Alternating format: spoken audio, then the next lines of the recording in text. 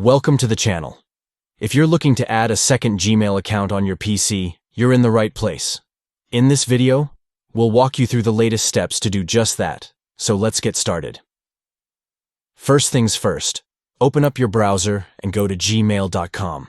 This will take you to your main Gmail inbox if you're already signed in. If you're not signed in, you'll be prompted to log in. Once you're on the Gmail homepage, look up to the top right corner of the screen.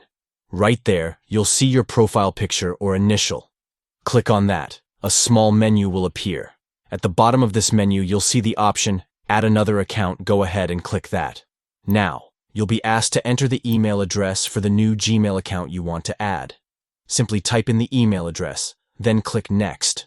Next, you'll need to verify that you're not a robot. This is just a security step to ensure it's really you. Complete the CAPTCHA if prompted and click Next to move on. Now it's time to enter your password for the new account. Make sure it's the correct password for the Gmail account you're adding. Once that's done, hit Next again. And just like that, you're all set. You can now switch between your Gmail account seamlessly by clicking your profile picture in the top right corner.